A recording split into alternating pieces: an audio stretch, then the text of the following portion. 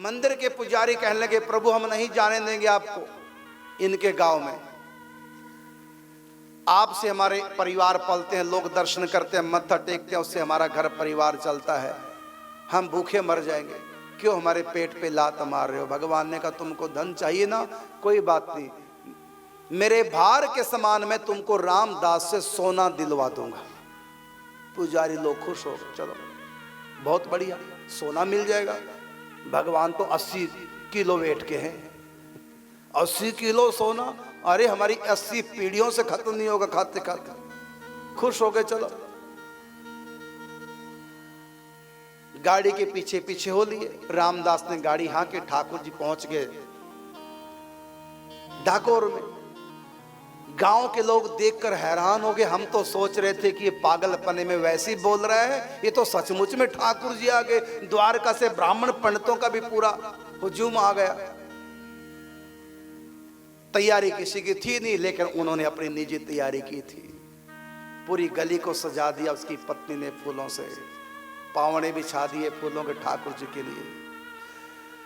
जब ठाकुर जी ने कहा कि मैं तुमको रामदास से सोना दिलवा दूंगा, रामदास ने धीरे से कहा कान में, प्रभु क्या कर रहे हो, मेरे पास कहां से सोना आया?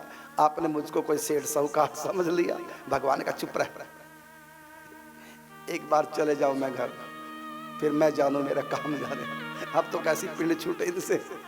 तो भगवान को ले गए, पहुंच गए डाकोर में।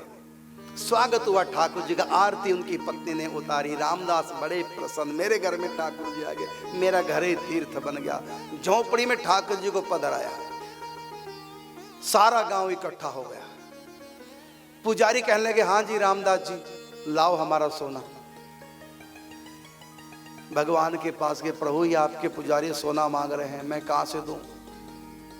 पुजारियों ने कहा, रामदास या तो सोना दे दो जितना भगवान का भार है, नहीं तो हम भगवान को ले जा रहे हैं अपने द्वारकापुरी में। घबरा गया, प्रभु ये क्या? भगवान ने कहा, चिंता मत करो, कह दो उनको कि तैयारी है सोने की पूरी। तराजू ले आए, कांटा बड़ा, कोयला तोलने वाला बड़े वाला। उसके आंगन में पेड़ था, पेड़ के ऊपर कांटा लटका दिया गया, 2 पलड़े, एक पलड़े पे ठाकुर जी को बैठा दिया। प्रभु सोना कहाँ है? अरे चुप कर तू, ढंग से बिठा दो। बिठा दिया गया। ठाकुर जी नीचे और खाली पलड़ा ऊपर। पुजारियों ने कहा, लाओ सोना, कहां से लाओगे, नहीं तो ठाकुर जी को ले जाएंगे। रोने लगा, प्रभु अब क्या किया जाए, सोना नहीं। अरे जितना है उतना तो ले आओ। प्रभु है ही नहीं। अरे पूछो घरवाली से, घर में कुछ तो होगा, तुम्हारी घरवाली सुहागिन है, कुछ तो होगा। प्रभु कुछ नहीं है, एक रंग का है, हम बिल्कुल कंगाल है, नहीं है। अरे पूछो तो सही पत्नी को। पत्नी से पूछा, है घर में कुछ सोना? घर में तो नहीं है, ये मेरी एक टूटी सी नथ है जो पहन रखी, और तो घर में कुछ नहीं। आज देख लो, होगा, भगवान कह रहे हैं, होगा कहीं, गड़ा होगा कहीं, है नहीं, मैं जानती हूं, सब तो बिक चुका है।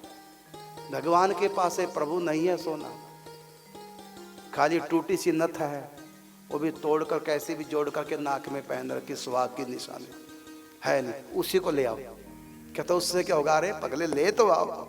अब उस टूटी सी नथ को लिया, साथ में तुलसी दल। भगवान ने कहा तुलसी दल साथ में रख देना। तुलसी दल सहित और नथ को जो ही पल्ले में रखा, भगवान हल्के ऊपर उठ गए, वो नथ भारी पड़ गई। भगवान ने कहा, अरे सोना ज्यादा निकालो, सोना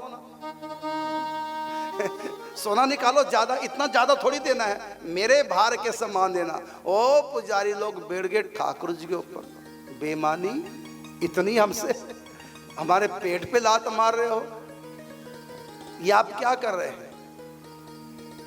भगवान ने कहा, मैं प्रेम की महिमा बता रहा हूं, प्रेम से बढ़कर कुछ नहीं होता।